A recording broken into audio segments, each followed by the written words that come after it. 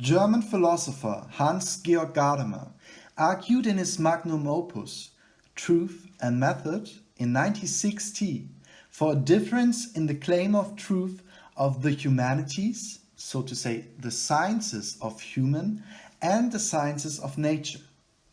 Rather than their residing in a subordination or devaluing of one towards the other, with Gadamer they can be taken as an expression of the qualitative difference in the claim of truth that they are seeking and the method, or rather the value on which truth is enacted. The epistemic space, the site of science, or so to say the place of knowledge production, as it were classically in regard to the natural and human sciences, differed from one another. The two said topoi, science-oriented and liberal arts-oriented, were once again newly readjusted when the humanities in the beginning of the 1990s allegedly took up the concept of the laboratory, which was at that time already present in media studies since around the 1980s, as well as before in psychology and the studies of nature. This occurring shift in the topological relation or situation between the humanities and the sciences not only had strong implications on the subject of knowledge and the system of knowing, but on the mediality and spatiality of the objects of inquiry as well. Bringing this thereof shifted topical development together with 20th century philosopher Edmund Husserl's attempt to make the study of philosophy finally into a rigorous science will trace off one trajectory to today's prevalent alliances of the humanity in the space occupied by the digital and new media technologies.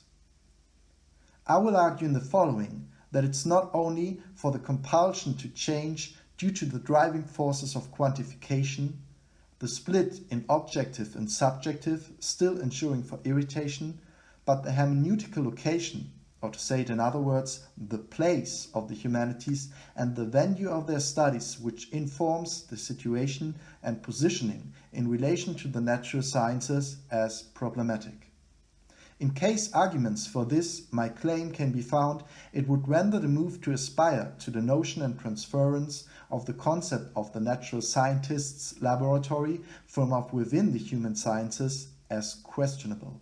At least it would expose the deep demand for careful reflection on goals and motives, to have a closer look into the genealogy of the laboratories with some of the explicit or rather subliminal dynamics at work. For Gadamer it is worth questioning the relation between the human sciences, humanities, and the natural sciences. Obviously, latter one has a very familiar scientific method and a very particular notion of truth for which they are seeking. What Gadamer asks is if the methodology of the natural sciences is fully applicable to the humanities, or if not, on the contrary, it's even misguided to speak of a method at all in the humanities. Is scientific truth perhaps simply an inapplicable standard to apply to the kinds of truth you find, let's say, in a hermeneutical interpretation of classical texts? Although it would strangely be misguided to say there is no truth at all in such a process, such inquiries are undeniable, deviating from, let's say, calculations. While the natural sciences are proclaiming the kinds of strictly defining features like induction, regularity, instantiation of universal laws, the humanities approach the spiritual individual in an albeit different way. Whereas the natural sciences treat the subject as one who confirms some universal laws and acts as agent in neutral coordinates of the homogeneous space-time, in the humanities, you deal albeit differently with the individual as a unique historical concreteness, partaking in a senseful and directed way in constellations of meaning. Yet, sought after Hans-Georg Gadamer, one must resist the all too tempting path describing the humanities as merely negatively inexact approach compared to the exact and sincere sciences. Above all, for him, the difference between seeking out universal principles and treating unique events is going to show why there is such a conflicting situation in the first place. This then leads Gadamer's project to the reconceptualization of the humanities on the basis and alongside hermeneutics, rather than to any attempt of appropriating methodology or standards of the natural sciences. Hermeneutics, this is at least one assumption, can possibly reflect a full understanding of what the humanities are. At this point, it becomes important to stress that the question of what the humanities are there for can, and in a certain sense must, precede the question of what their specific truth value is about. Because attributes like the exactness or definiteness of statements coming above and speaking out of a scientific region can only be measured against some standard if one has already taken a stance in one way or the other in the subject matter of what science is calling for. Science, one can possibly argue, is at some basic level concerned with explanations. It tackles phenomena given and tries to offer in some coherent and consistent way their coming about and showing off. This necessitates concrete methods of reasoning in a legitimate knowing of something, argumentative explication, schematization and systematization of knowledge, and a formulation of rules to safeguard integrability and reliability of positions.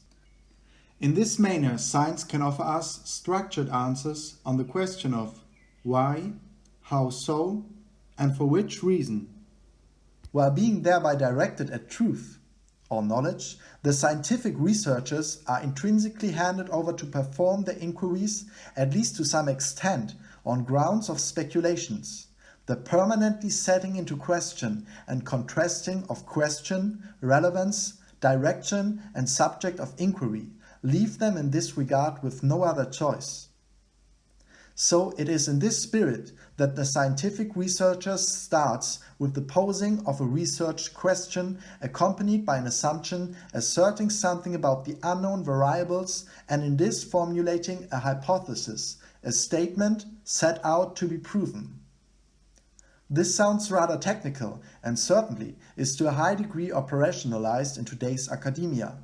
But can these initial impulses of questioning and speculating taken to be like lines of flight into what it means and can mean to be human?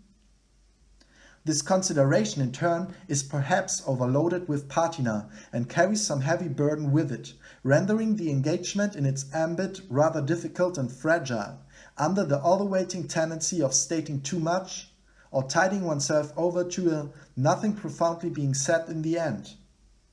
This being said under the pervasion of all our societal life by technology and its condition, and the auspices of natural neuroscience and psychology ordering our bodily mental partaking. So one could ask irritated, why even doing human sciences today? Well, it is nothing outrageous to say the self-image of the humanities is crumbling for some time now due to the finishing of the real as something technical, measurable, quantifiable, and, in the end, machine-readable. Financing flows are redirected to technological departments and what is called the hard sciences and their institutions. In the ruins and leftovers, to put it bluntly, the humanities are struggling for their self-reputation. So in what service should we explore the in-depth structure of the being human and the mental life form this can entail with the registers the humanities can possibly offer us, when they, even if worldly and object-oriented, can us not provide with quantifiable, exact, and so to say objective results? In opening and affirming the need for the human sciences to sort out and take up positions, we want to follow German philosopher Marcus Gabriel, who defines the human as the animal which is unwilling to be one. Humans are thus herd living beings who do not already know who they are as humans. For Gabriel, this resides in the fact that we do not know who we are, even if we know that we are an animal, whatever that is. Irrespectively of all scientific efforts and resulting success, thereby constitutively always already remain a certain degree of uncertainty in the determination of man, and thus in the question, who or what is this, the human? Since we are not capable of coming at us from the outside world, we are forced to create outlooks on ourselves to get an idea of who we are. And exactly herein man and its being is situated according to Gabriel. We are in a projection mode, so to say. Further, it also seems impossible to simply delegate this question. Rather, we are called forth to continuously take over this question, and culture thus seems to be enacted precisely in the self-determination process. In this sense, culture is a grappling with this, our situation of the factual uncertainty, and talking, thereafter a cultural product. Thus, language is being treated as a form of cultural technology. That is something that jumps into this gap and belongs to us, serving in our self-determination. Language, in this sense, is foremost seen as an act of relief. The media then additionally unfold a life of their own, and the history of media becomes the story of human self-determination. Not knowing what it is when we think, and by that being livingly aware, we present ourselves in language and in our cultural products, with ideas and images in the light of which we try to figure out what it possibly can mean to be ourselves, the being we are. This kind of forced self-determination, says Gabriel, opens up the gap in which what we call freedom can occur. One such an image or idea is the human as rigorous scientist and persevering experimenter, not relying solely on the faculty of reason, but on the hard facts of physical, objectifiable reality.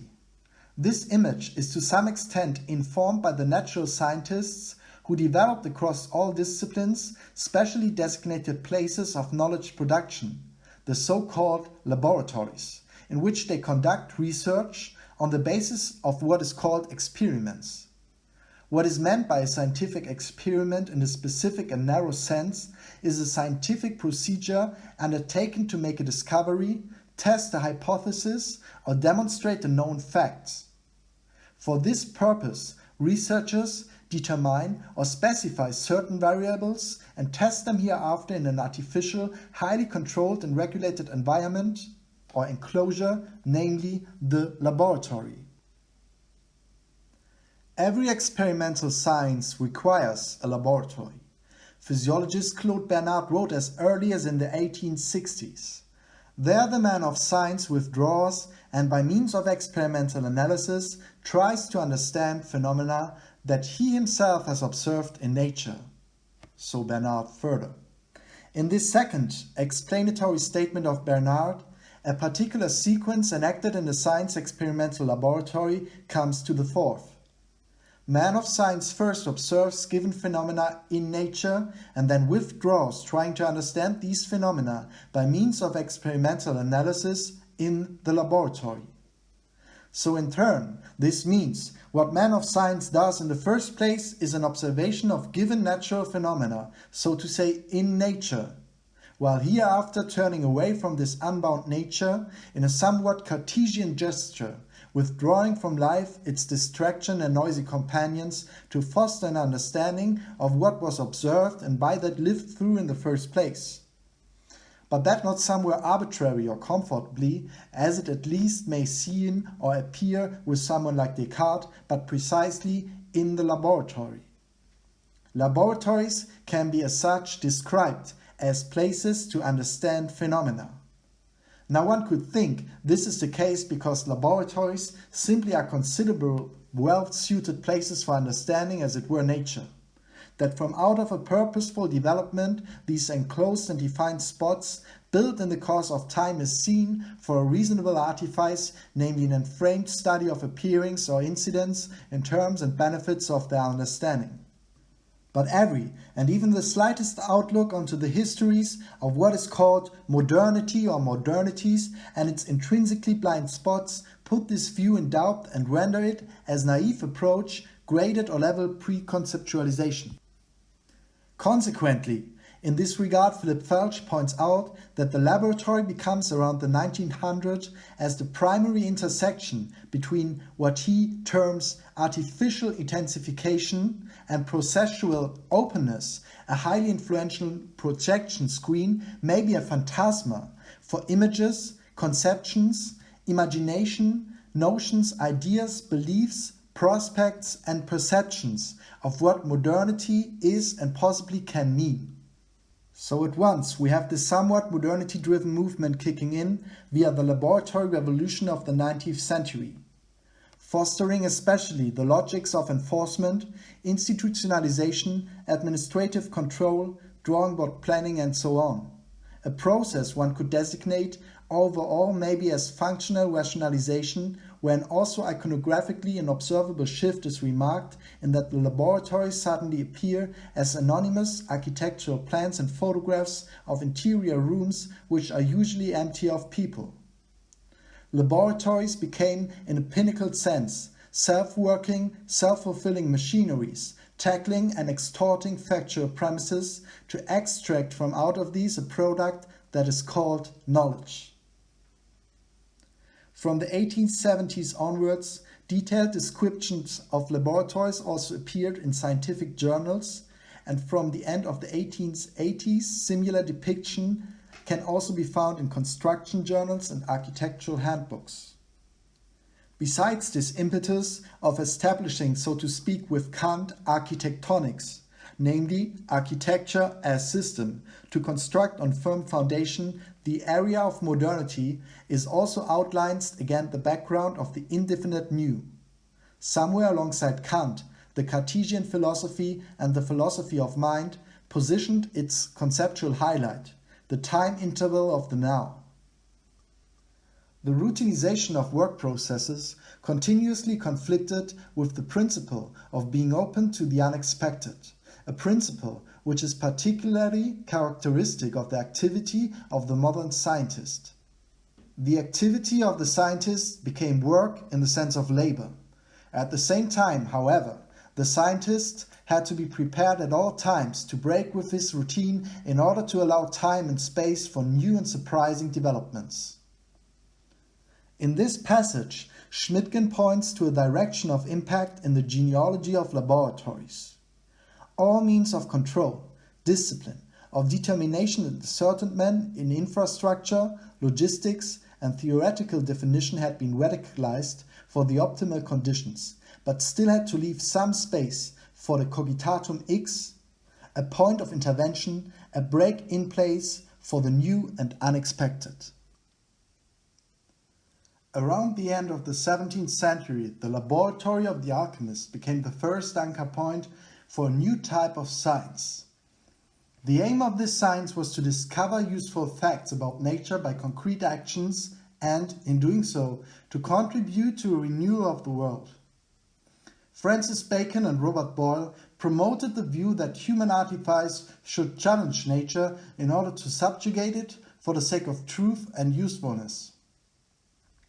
Boyle in particular, who conducted chemical and physical experiments in his own laboratory, established a practice in which experiments were performed before a learned audience and were then published in a manner designed to be easily understandable so that others could repeat them.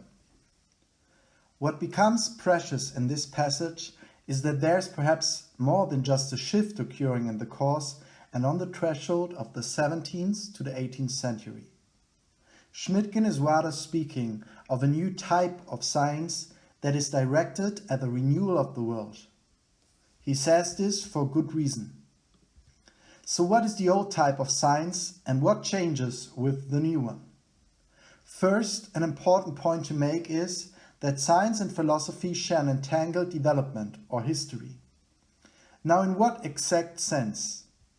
Jürgen Mittelstraß states in this regard, at first, the history of philosophy and science is not the history of loss, but of recognition of a Greek insight, namely the systematic unity of research or object rationality and rational depiction or explanation, respectively what was depicted before as the forms of experience, and forms of theory by scientific rationality.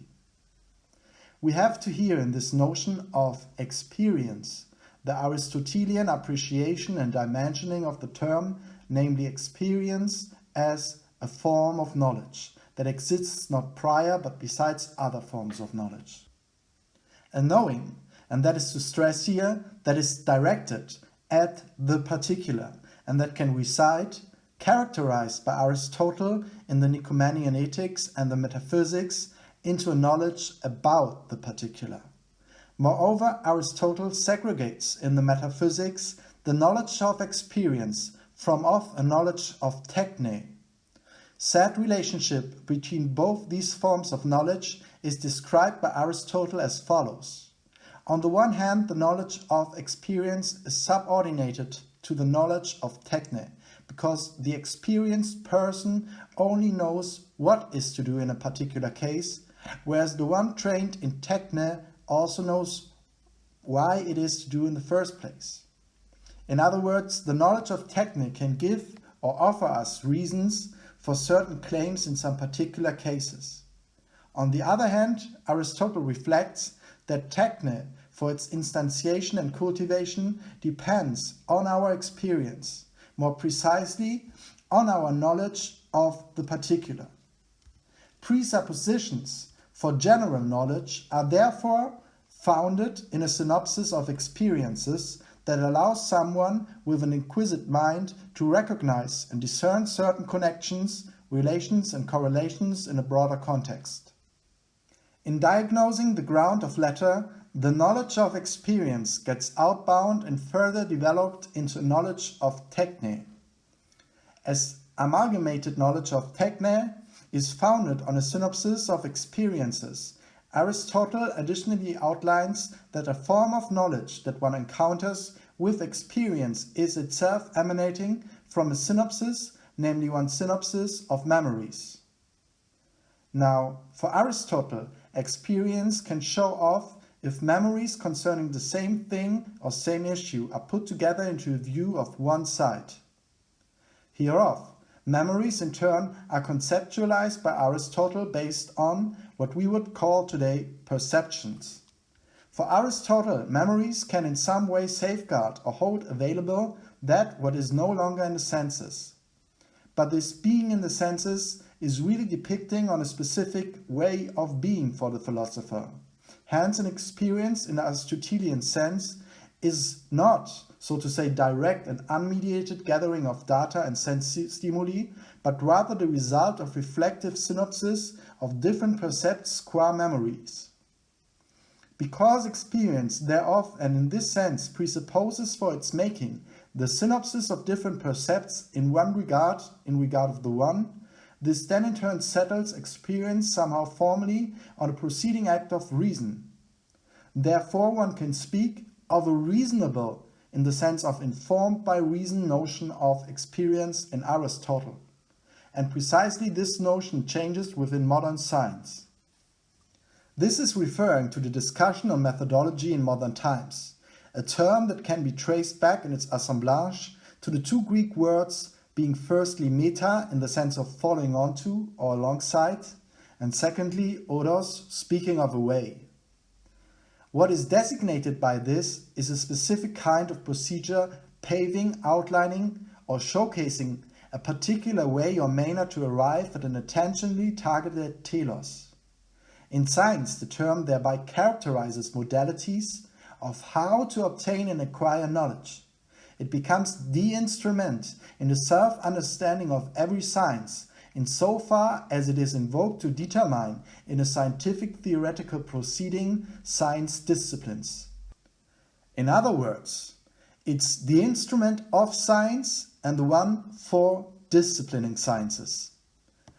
Not until the modern discussion on method, in contrast to the Aristotelian and the scholastic conception of the form of experience in the study of nature, an inductive concept of experience with Francis Bacon and a constructive one with Galileo Galilei is developed, whereby the new methodological ideal is informed according to a theory of observation in order to constitute an argumentative basis inductively and a theory of experiment This means an experience that can as such be enforced instrumentally or constructively.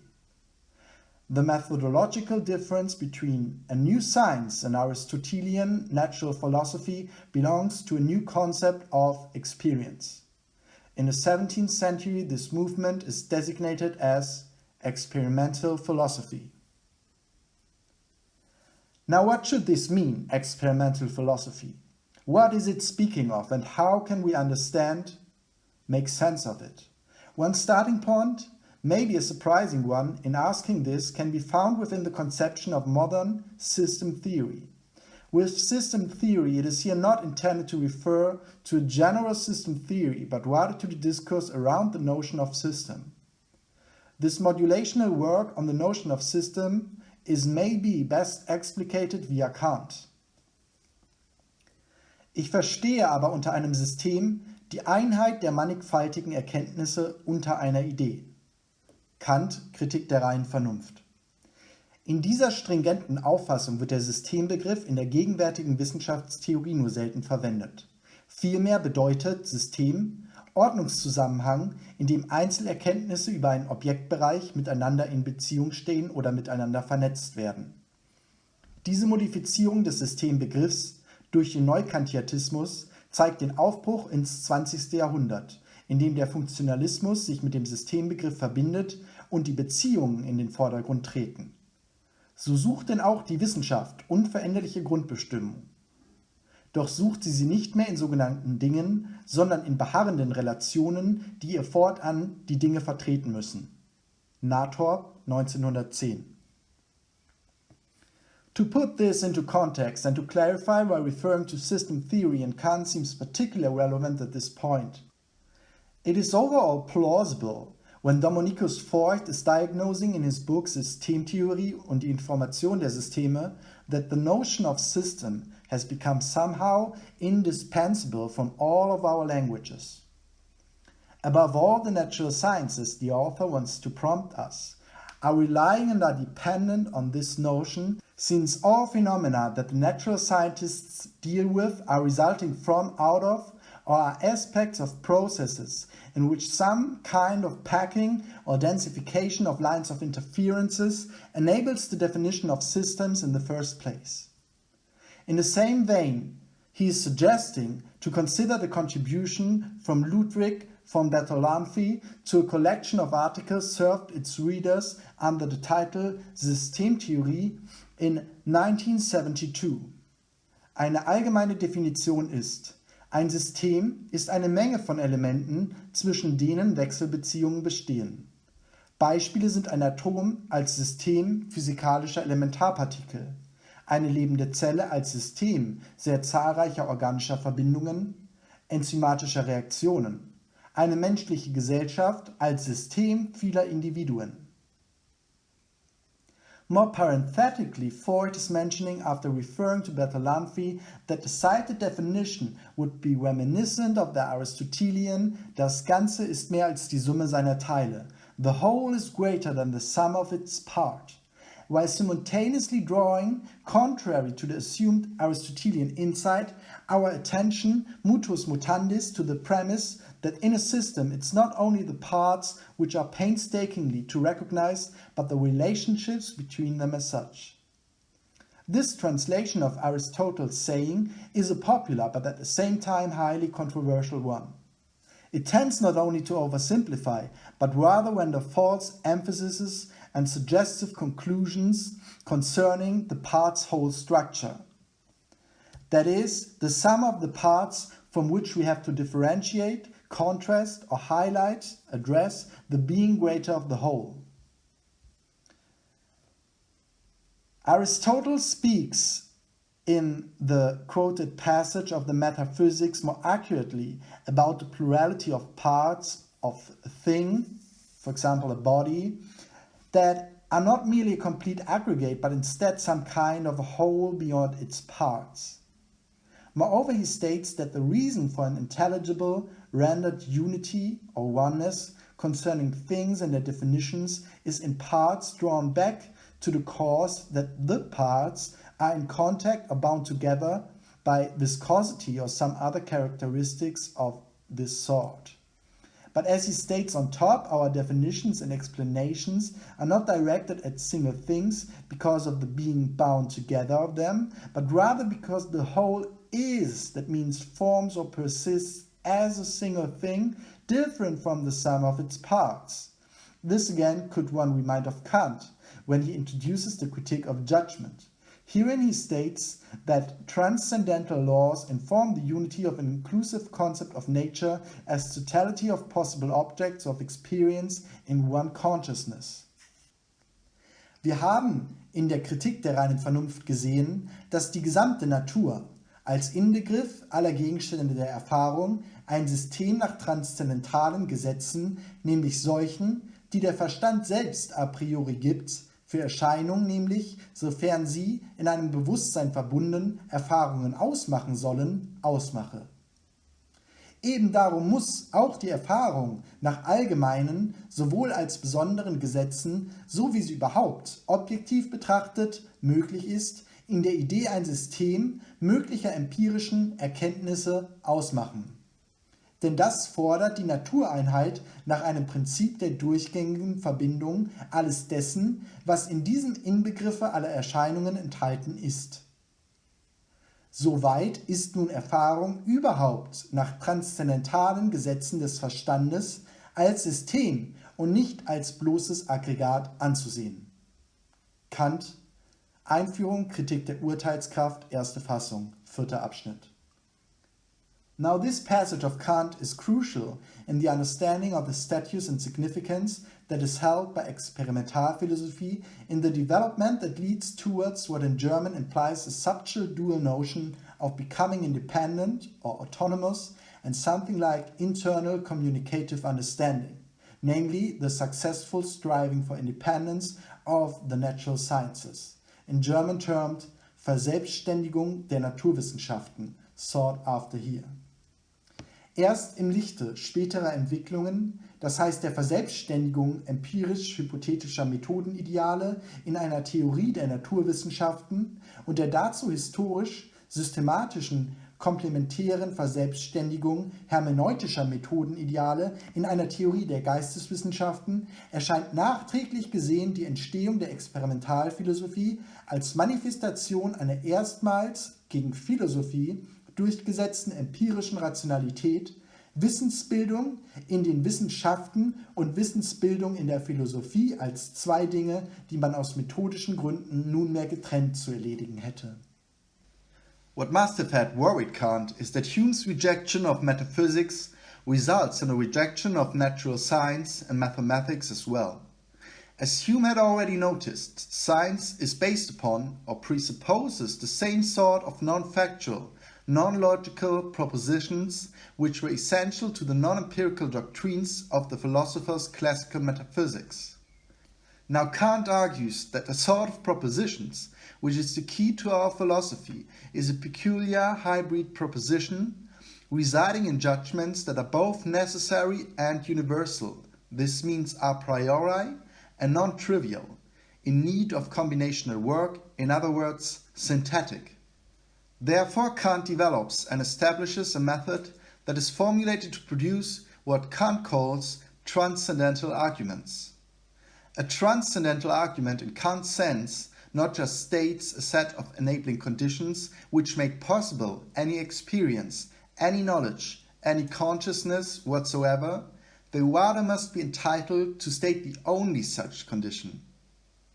The challenge issued by Hume was the justifiability of science in general, which in turn depends upon the defense of all of the propositions of mathematics, this is geometry and arithmetic, and the foundational principles of the natural sciences, for example the law of induction or the principle that every event must have a cause, the universal causality. Kant's strategy in this is to prove that for a being to be consciousness at all, to be conscious, according to Kant, a being must have experience and must be able to apply concepts to exact those experience. So to have experience and understanding, certain conditions must be obtained. Since these conditions are absolute necessary for there to be any consciousness, and since there is at least one conscious being, namely myself, the principles that state these conditions must be true, that is to say, they must be universal and necessarily true. For Kant as for Descartes, my own thinking existence is the premise from which all philosophy can and must proceed. Philosophy as metaphysics is thus prompted to justify synthetic a priori truths, and in order to do so, state metaphysical propositions of knowledge beginning with experience. There can be no doubt that all our knowledge begins with experience. We need only to say that there are two stems of human knowledge, namely sensibility and understanding. Through the former, objects are given to us. Through the latter, they are thought. Kant. Knowledge certainty, giving us true and synthetic a priori judgments, which can be derived at through thinking, is in its enabling conditions construed as torn between affection of the senses, this means sensibility on the one side, and the working of understanding or reason on the other. But Kant insists that his transcendental principles are not proven as facts, de facto, but rather proven as rights or legal claims, de jure. And now comes his clue. To bridge the gap between rationalism and empiricism, still acknowledging both, Kant locates all epistemic conditions in the subject. The understanding does not derive its law a priori from, but prescribes them to nature. And moreover, citing Kant, the understanding is itself the lawgiver of nature. In doing this, Kant intended to strengthen the synthetic a priori credentials of physics in terms of a objective deduction showing that and why physics is, as mathematics, a science proper. He is not at all asking whether absolute truth and necessary certainty is possible, for he begins by assuming that certain principles, the ones of mathematics as well as the foundational principles of natural science, are both true and synthetic a priori. In doing this, he clearly shows affinity and admiration for Isaac Newton and his physics. But something is bothering Kant as he stresses the need and the task to ground physics in a new and appropriate metaphysics, which is capable of rendering the insights of physics alongside the ones from mathematics objectively intelligible and coherent in a greater framework of thought, interrogating thought in a general system of rationality that is also considering and leaving space for especially human traits, like the idea of living in a world in which man is responsible for her or his action and can legitimately have faith, treating her fellows as ends rather than as means. This is Kant's systematic teleology. The transcendental distinction between an object in itself and appearances, which are not in themselves anything, has nothing to do with what is or isn't the same for all human sense, which Kant holds to be an empirical distinction. The transcendental doctrine rather is that what is represented in space is nothing in itself, but is merely a modification of our sensible intuition. We know from the conclusion that space is simply our own behavior, and that what it means to be in space is to be in the cause of that behavior. But Kant thinks that what is in the cause of behavior are just the reactions the behavior itself makes possible in the first place, and these are mere modifications which are nothing in themselves. Hence, in this paragraph, Kant argues from the ideality of space, that is nothing but delineating behavior, to the ideality of what is in space, that objects are nothing but representations or reactions. Space and time, this is the crux for understanding that transcendental expositions are activities informed by the subject, which allow for reason to rule, thereby appropriating the production of true knowledge on the basis of empirical principles regulated by essentially human ideas. But as a necessary buy-in to conceptualize and ground all knowledge derived from empirical phenomena, based on, concerned with, or verifiable by observation or experience, on the side of the subject, so to say, theoretically, from out of pure reason, an epistemic beyond, blind spot, reason's dead end or limit on the side of the sensible effective is accepted. Hence, non-human absolute realitas is in Kant, contrary to Hume or Descartes, not conceivable anymore. We are the enabling factor of our understanding and can rely ideally on it, but its possibility is also its limit. To conclude, in the Kantian conception, there are not two worlds, the phenomenal world and beyond that one, so to say, the noumenal world, as one can sometimes read. The noumena is in no world at all. Rather, it is that which allows, qua affections or affective modulations, the occurrence of phenomenal world for the subject, which in turn, on the other side, is as such not in the world, but rather a pivotal point from which a world is rendered and as such rendered intelligible and reasonable. So in order to give answers to the question, which claims can reason hope to secure securely, Kant tries to deduce the scaffold, which is constitutively building the lens of the subject of knowledge, only to demonstrate thereafter that what prevails in the material of empirical inquiry, so to say, one could also speak of the presupposition of nature's systematicity, are these transcendental principles specifying conditions which are constitutive of nature as the object of possible experience. This means nature is designated a function of rendering intelligible what borders our sensual apparatus. The phenomenal empirical is as real as it gets, that means as real as mathematical principles, insofar as it occurs to individual law-likely independent from each singular act of thinking. Metaphysics is thus in service and must take responsibility for the task to resolve and reorganize our worldview. Only in becoming a science itself, thereby, metaphysics can keep up to coherently understand the notion of the real world in the sense of the world that is given to us as phenomenon, qua phenomena. Knowledge for Kant can only be knowledge of an objective, phenomenal world, a world of objects which must be substantial and towards which skeptical claims concerning the object's existence besides their appearances make no sense in general. Nature is thus presuppositional, theoretisierbar, rendering die theoretische Durchdringung der Wirklichkeit possible and plausible from of our own standpoints. Now, most important for the sake of this investigation is to recognize and keep in mind Kant's conceptualization of the subject of knowing and system of knowledge and the function of nature in this totality. From here off it becomes somehow foreseeable where this will lead next. To summarize, the point that should be stressed in Kant is that we could prove the most basic propositions and the best aspirants for true knowledge, at least these that underpin nature, if we go through that Copernican revolution and make the world to some extent dependent on our mind, rather than hope our minds will fit a world existing entirely independent from us.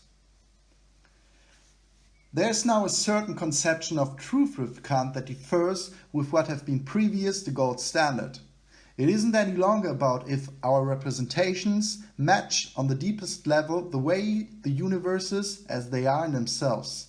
Rather, something can be true so long and insofar as it is coherent, structured, and obeys the concept that we bring ourselves onto the table. Hence, there is a certain redefinition of even what it is to have true objective claims about the world.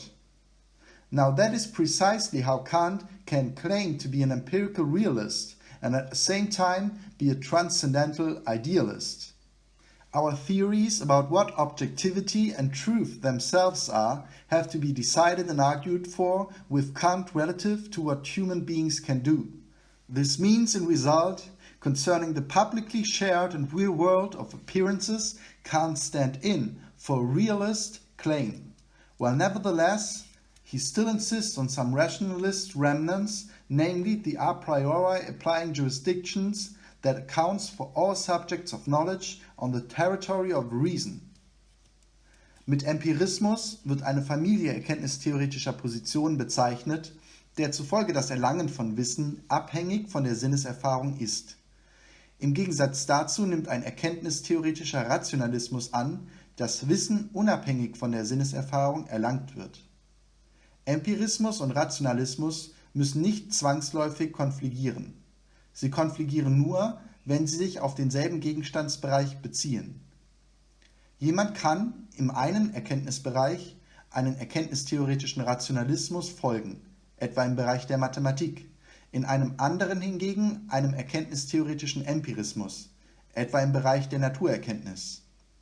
Für den Fall jedoch, dass beide Positionen sich auf denselben Erkenntnisbereich beziehen, müssen sie zusammen betrachtet werden. Die eine ist ohne die andere nicht angemessen zu würdigen. Kant distinguishes epistemically between what is and possibly can be known rationally on the one side and empirically on the other. He then further differentiates in between knowledge that can be arrived at from out of pure reason and reasonable knowledge which is built upon empirical principles. The former being called Experimentalphilosophie and latter empirical philosophy. Hereby, empirical philosophy as natural science is by definition separated from the parts of the study of nature not based upon empirical principle, but that which is knowledge on factual grounds or dates. According to Kant, this area consists in Naturbeschreibung, which is a systematically classification of facts, and Naturgeschichte, which should be designate a system of facts in regard to the history of the physical world, life, and its evolvement. By this, Kant is clearly depicting on the aspect of science and scientific rationality, which was previously in Aristotle conceived as form of scientific knowledge and rationality gained by experience. To summarize, Kant already had a distinct notion of the natural science, but its foundation is in Kant still dominated by the a priori, on which the empirical still depends or is grounded. Moreover, just to give a short outline of developments following on to Immanuel Kant. In the same century as Kant's death in 1804, with Darwinian evolutionary theory on the origins of species, 1859, we have some breakthrough in the acknowledgement of assumed purposiveness in nature. In the Discours sur l'esprit positif, somewhere around the same time as Darwin, Auguste Comte forwarded his vision of a society directed only by sciential principles, grounded solely on positively discerned faculties for a renewal. In seinem Opuscule Fundamental von 1822 findet sich die erste klassische Formulierung des Drei-Stadien-Gesetzes. In der Natur des menschlichen Geistes ist es begründet, dass jeder Zweig unseres Wissens notwendig 3 theoretische Stadien zu durchlaufen hat: das theologische oder fiktive, das metaphysische oder abstrakte und das wissenschaftliche oder positive Stadium. Theologie, Metaphysik und positive Wissenschaft werden von Comte als 3 Formen der Naturerklärung, als 3 methodische Verfahrensweisen aufgefasst, wobei es selbstverständlich erscheint, dass dabei ein Fortschritt zu immer adäquaterer Erkenntnis stattfindet. Auguste Comte committed his new system of a philosophie positive to a strict empirical theory of reason, meaning that only the empirically, experiential and experimental verifiable should be reasonable, accepted, and he was thereby convinced that all the truths of natural science must be derived from direct, captured, observational empirical data and research, most independently of interpretations. What is named under the theoretical movement positivism is then a distinctive subset of empiricism in which the latter gets radicalized to the claim that each and every empirical scientific knowledge must be held to the standard of being ascribed to sense data. Der Positivismus radikalisiert die empirische Grundthese, alles aus Erfahrung zu begründen dahingehend, dass allein Erfahrung über die Wahrheit oder Falschheit eines Satzes entscheidet und dass alle wissenschaftlich zulässigen Sätze, das heißt jede empirische wissenschaftliche Erkenntnis, sich restlos auf Erfahrung im Sinne von Wahrnehmungserlebnissen zurückführen lassen muss. Die positiven Tatsachen unserer unmittelbaren Erlebnisse sind nach dieser Ansicht das Einzige, was wir im empirischen Gebiet als vollkommen sicher bezeichnen können. This resides, roughly speaking, into two thereof following questions. First, what are perceptual experiences, hereby meaning how can one interpret it or define them? And moreover, what are logical legitimate sentences or propositions in the interpretation of data or facts that every discussion on them must engage in? The first question is leading into what is called empirical criticism, somewhat a critique of the notion of experience. An example being Ernst Mach's sensualism or Avenario's critique of pure experience. Mittels einer Kritik der reinen Erfahrung Avenarius bzw. einer Analyse der Empfindungen Mach nehmen die Anhänger des Empiriokritizismus eine prinzipielle Ungeschiedenheit von Ich und Umwelt bzw. von psychischen und physischem an und versuchen durch reine Beschreibung der dann empirisch gegebenen Empfindungsdaten einen Wirklichkeitszusammenhang herzustellen. The latter then is giving rise to what is called logical empirism, positivism, or sometimes neo-positivism, starting with the Vienna Circle. What they are interested in is not so much language as such, as it may first appear. Rather, they ask, how can statements about non-physical entities be meaningful without presupposing a metaphysics that demands the entity's existence? When we use names or phrases that do not refer, we thereby unwillingly posit irreal objects for the statements to be about, without which it would seem that the statements must not just be false, but meaningless. So what is it that we sought after, considering that the experiment is conducted in a laboratory according to the inductive method, and it's getting controlled, verified and approved until it's proven otherwise? Its success lies in its approval, which in turn relies on its being repeatable. The telos, the targeted experience, lies therefore solely in the capacities of cognition. According to the statement by Reinhold Breil, both streams, empiricism and positivism, can justifiably refer to the methodological relevance of empirical facts. But what they in turn would misconstrue is the limited scope of the empirical in terms of overall scientific methodology. Factual knowledge, as being already the result of methodological conditions, is not obtained and acquired purely on an experimental basis, or to say it in other words, without theory. To conduct science is essentially to build theories, for scientifically grasped phenomena are always already theoretically grasped phenomena. Wherever and whenever one occurs, not yet conceptualized, a theory is methodologically demanded. There is no science without theory, and science first starts where and whenever, and no matter how what deficient theory is positioned. Theories are the methodological core of science.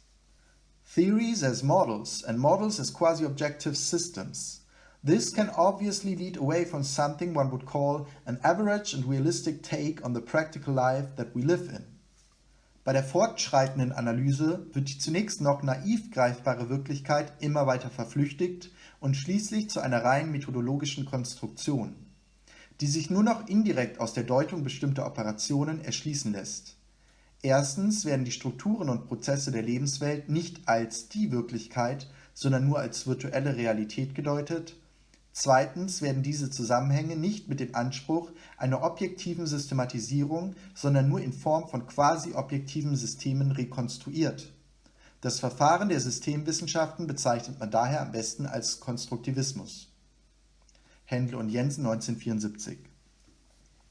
For obvious reasons, it cannot be intended here to portray Hegel's philosophical system, but to the extent possible, the following section should give account for one specific feature of it, namely the designated relationship between scientific point of view and natural consciousness. The truly scientific standpoint for Hegel, for arguments that cannot be discussed here in great detail, must be understood as the philosophical one.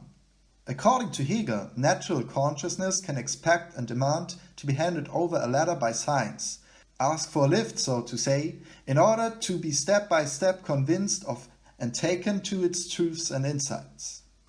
Considering that spirit, or to say it more appropriate to today's language convention, spiritual life is depicted as a self-explicating, self-interpreting process that confronts in its becoming different or alienation in the passage through nature only itself, The absolute scientific stance must recognize to be, and always already be, and identify with natural consciousness in its own right. But this becomes somewhat implausible in a way as Hegel is vehemently pointing to the ineluctability of the subjective underpinning of subject-object, object-subject distinction for being the event side of dialectical movement. This gets stricto sensu contradicted by natural consciousness and can be reinterpreted as the yawning gap between a somewhat sublime scientific standpoint and a natural everydayness, which was later criticized by phenomenology.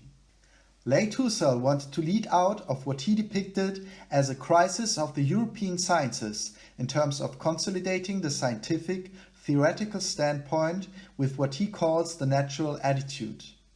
His project is assembled around the idea that it must be possible to prove, with what he terms first philosophy, that the process of scientific production of facts manifest in the collaborative generation of knowledge is somewhat originating in the self-evidence and naturalness of our pre-scientific, co-constitutive relation to the world.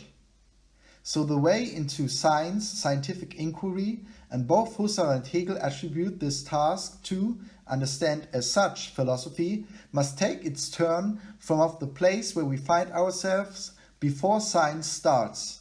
The point of departure is in this manner attributed to our commonly familiar sojourn in the world, what Hegel calls natural consciousness and Husserl the natural attitude. Turning against objectivism, Husserl got not tired about stressing the subjective conditions of all cognitions whatsoever, and thus also of all acts in the acquisition of knowledge. Then in turn against subjectivism, he holds that if one would analyze accurately and carefully enough the subjective contents of consciousness and lived experience, one could in fact possibly derive at objectively valid traits of the world and of ourselves as agents within it. He is arguing for a complementary of world and our percepts, without giving one of them primacy over the other. Husserl wanted to take up the position of being a realist in the problem of universals, but in the end his theory is variously being critiqued for a strong subjectivism. In this vein, some radical constructivists argue for Husserl being their predecessor because word intentionality would be subjectively construed in Husserl. They are denying, of course, something like foundational acts of consciousness being aspectual objective in nature, the idea of kategoriale Anschauung. This is one side of the spectre. The other side is the debate about positivism that can be traced back to Max Horkheimer's essay The Latest Attack on Metaphysics, published in 1937. Herein he criticizes the logical positivism of the Vienna Circle. The prolonged criticism of positivism led to the formation of two camps. On one side we find critical rationalism advanced by Karl Popper, and on the other side there is the critical theory advanced in the Frankfurt School. Both camps accept that sociology cannot avoid a value judgment, inevitably influencing subsequent conclusions. In critical rationalism, the scientific approach should be maintained. In sociology, and wherever the use of an inductive method is not possible, it should be avoided. This should lead to a sociology having a firm ground in observations and assured deductions. For critical rationalism, sociology is best conceived as a set of empirical questions subject to scientific investigation. Frankfurt School critical theory denies, on the other side, in what they self-call a hermeneutic dialectical approach, that the validity of a norm would be equivalent to its effect or applicability. The question of what they are in need to explain is, where does the logic of efficiency becomes unreasonable, and how to not only criticize but address these abuses in justifying what does it mean to be and act reasonable in practical matters anyhow. Ein Bewusstsein, das sich selber phänomenologisch aufspürt und hermeneutisch zu verstehen versucht, ist nicht mehr bezogen auf identische Gegenstände, die sich nach logischen und empirischen Kriterien konstruieren und analysieren lassen. Gadamer examines the German term Bildung, which will be translated into English as culture, to show how in the human sciences you are dealing with an all-by different type of subject matter than, let's say, physical objects, which can be submitted to a scientific method. For example, with culture you don't have so much a procedure or technical construction as it is what has come into being through growing out of an inner process of formation, heritage and cultivation. Traditional notions related to Bildung like tact, common sense or the wise man rather define the type of rigid expectation of a scientific methodology built on universal laws. Gadamer is thus troubled here with something he is locating to start in Kant, for whom, although there's no universal concept to tell you that, you can still have the sense that the aesthetic judgment is universally recognized. Still, taste is the only thing that allows you to provide that type of feeling as though its status were universal, even though conceptually it is not. Paradoxically, although Kant's aesthetic favored a theory of reflective judgment in which you view a great work of art, for example, you have a determinative judgment of schematization that subsumes the intuition under a universal concept. Instead, you have in Kant's theory, in the third critique, a kind of reflective judgment where there's a type of free play of the faculties precisely because there's not some kind of conceptual restriction of understanding. Now, even if you have something like aesthetic feeling and good and shared taste in Kant as something utterly important, as an essentially human trait, it somehow becomes scientifically marginalized. This resulted, according to Gadamer, in a type of radical subjectivation, which paradoxically ended up in discrediting theoretical knowledge of any kind, except that of the natural sciences. The end result was that the human sciences were forced to appropriate the methodology of the natural sciences in order to even conceptualize themselves. Hence, it even becomes questionable whether art has any truth at all, if truth has such a restricted definition. As pointed out, Gadamer finds statements that there would be no truth at all in interpretation, art, and poetry being highly problematic. Experience is thereby found to be a pivotal point in this regard. Die Erfahrung muss zuerst vom wissenschaftlichen Experiment unterschieden werden. Erfahren heißt nicht experimentieren. Das Experiment wird in einem Laboratorium nach induktiver Methode durchgeführt und es wird kontrolliert, verifiziert und bestätigt, bis zum Beweis des Gegenteils. Sein Erfolg liegt in der Bestätigung, die von der Möglichkeit der Wiederholung abhängt, in der jedoch jede Geschichtlichkeit abgeschafft ist. The hermeneutical method, according to Stefan Grätzel, is a soft method because its focus lies solely in comprehension or grasping and not the repetition in a scientific sense. Only what can be repeated is valid in a scientific experiment, and is always exactly the same. In terms of exact repeatability, a process is awarded objective validity. But this is not what is sought after here. Things that repeats exactly as predicted in the experiments are hermeneutically uninteresting, have a hermeneutic zero value. Only the shattering increase in meaning beyond zero is hermeneutically significant. That which is new, unexpected, innovative and generative beyond what is normal, repetitive, the weather discussion and the internal return of the same, and is thus hermeneutically understandable. But this isn't what becomes apparent in an experiment. Die Durchsetzung des wissenschaftlichen Paradigmas hat die Erfahrung auf das Experiment herabgesetzt und es ist eben diese Herabsetzung, die Gadamer kritisiert. Schon Husserl hat die Idealisierung des Experiments erfasst, dann aber innerhalb der Lebenswelt eine Genealogie der Erfahrung skizziert, die der wissenschaftlichen sehr nahe kommt. Diese wird spätestens seit Bacon und seiner experimentalen Methode in einer teleologischen Perspektive gesehen. Das Telos, das Ziel der Erfahrung, liegt demnach nur in deren Erkenntnisleistung. Now, for Husserl, the being of consciousness is different than the reality thingness of things witnessed in the thing world, because consciousness survives the notification of thing world. If you do the Cartesian suspension of natural reality, you still have the being of consciousness surviving as unaffected. All unities of meaning would presuppose a sense-giving consciousness for their achievement. Hence, reality would thus have no absolute essence, only intentional. The meaning of being is inverted from world to consciousness. Consciousness, being intentional, stresses the simultaneity in being conscious of something and of the sense-giving entity as well. In Zizekian calculus, Gadamer's enterprise can be narrowed to the punchline: to be human is to be understood. Let's resume from here on. Something like a hermeneutical method is to be distinguished from a hermeneutical philosophy that wants to get at the essential human or the humanities in general.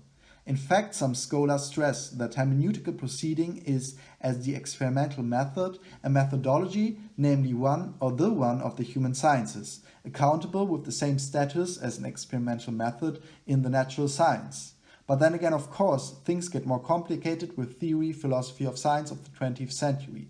Someone like Karl Popper confronts us with his, at the time, outrageous thesis of falsifiability opposing verifiability, which was held as fundamental by philosophers of the Vienna Circle.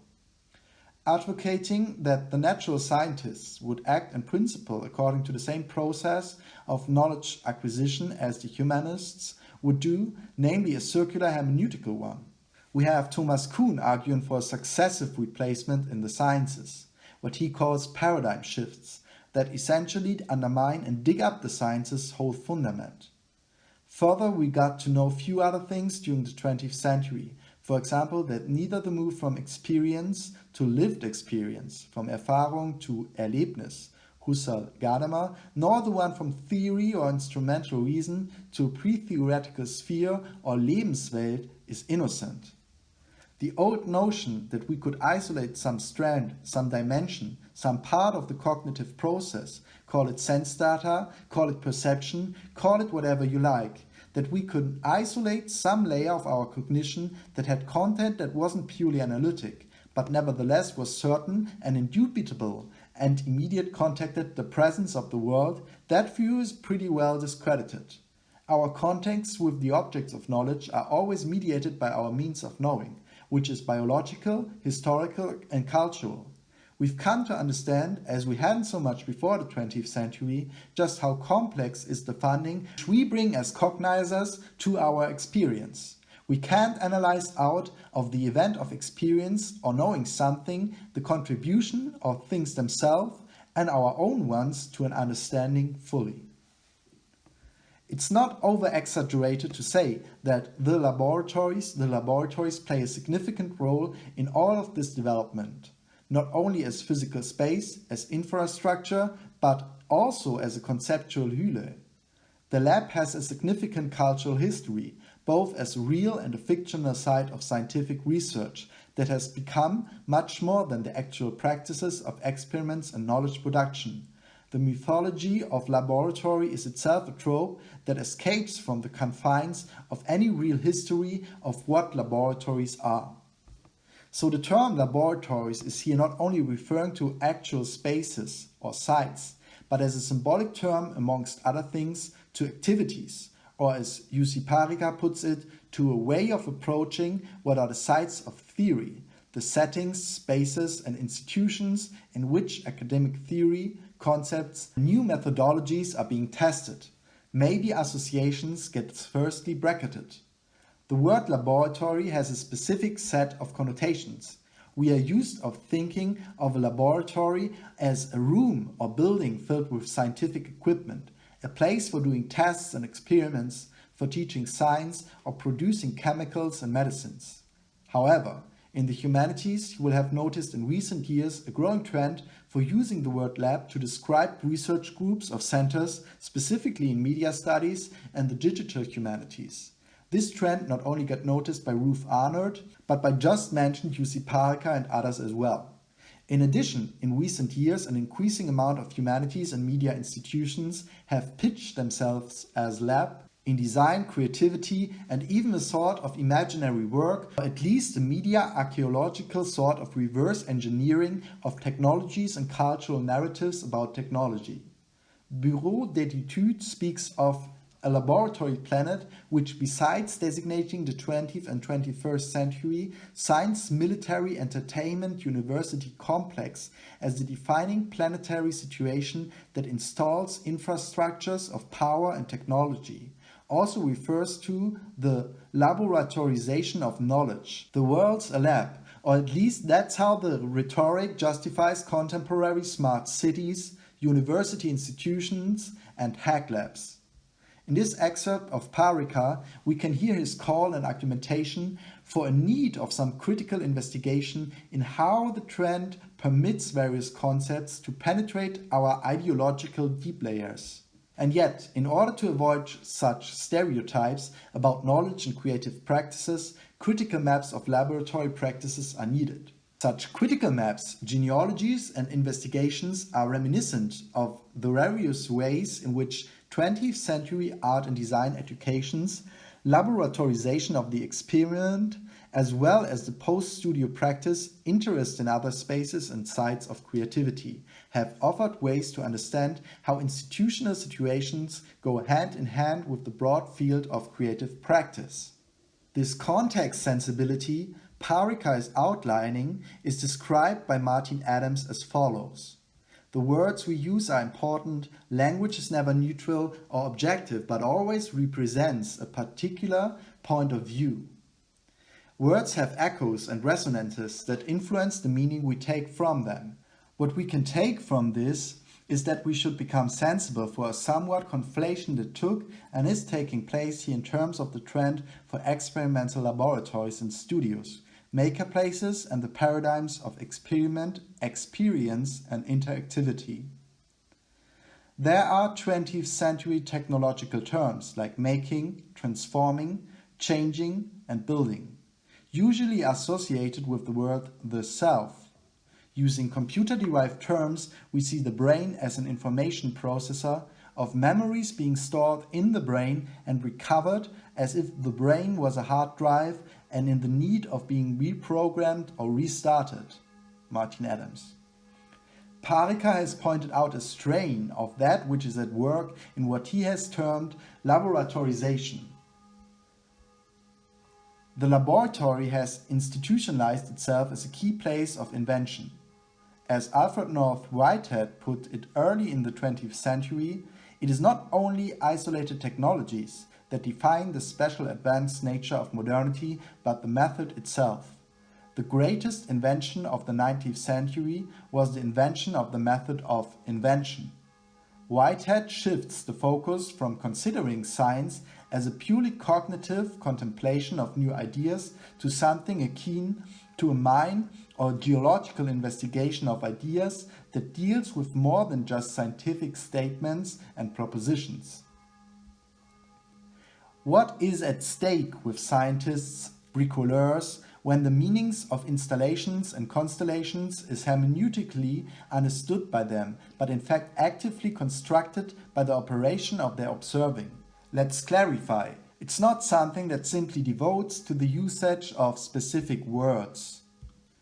Rather than abandon the Monica Lab because it's been evacuated of all meaning through profligate use, the ACT Lab retained it as a palynonym, redeploying it in different terms.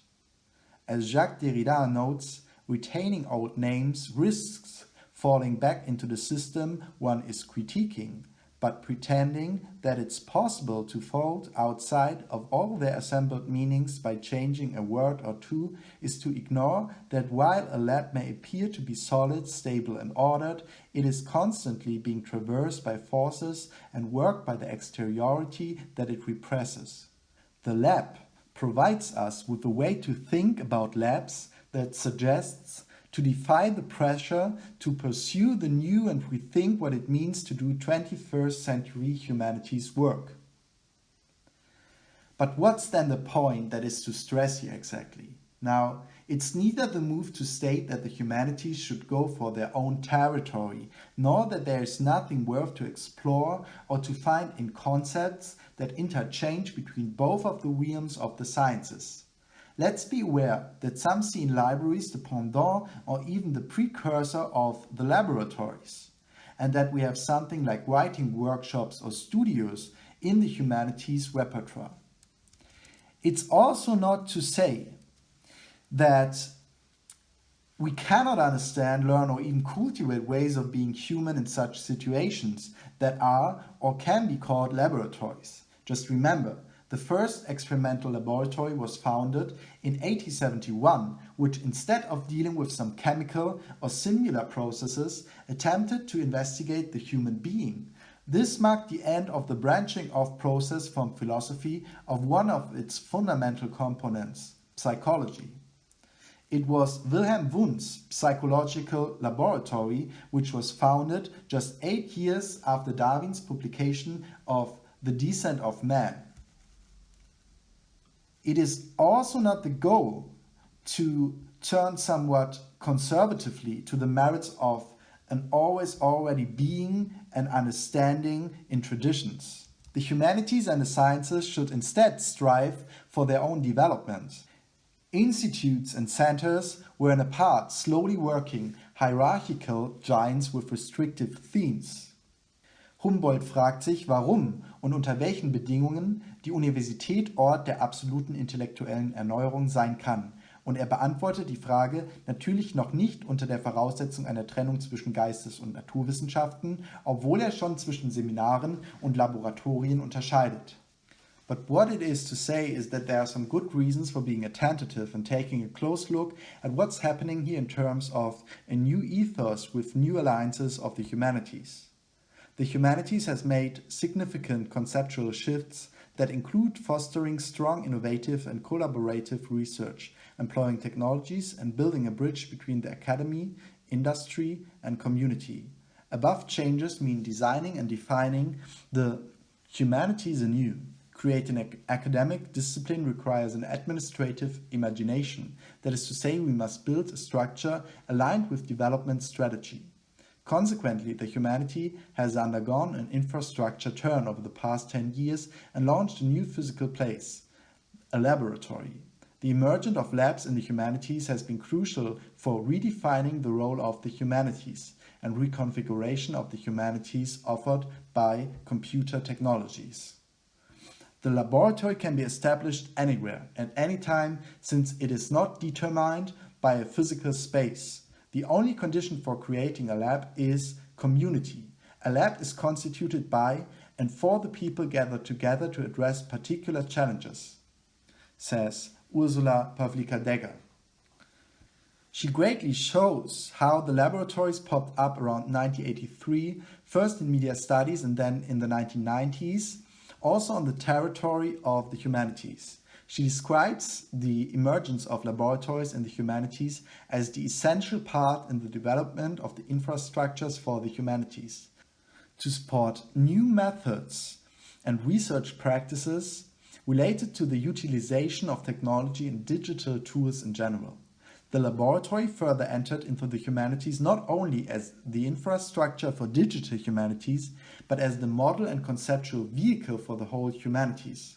The laboratory turn would have been therefore driven by the movement away from building physical labs towards creating conceptual laboratories, so the notion itself is used to describe many different places and initiatives rather than one specific place of knowledge production. The laboratory instead would imply the new mode of thinking and knowledge production.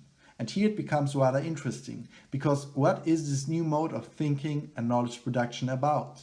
Where does it come from? And how is this newty brought to us? Setting as hypothesis a real exterior world as the manner in which the sciences construct objectivity under exclusion of the subjects, lets one ask for the sites of sciences.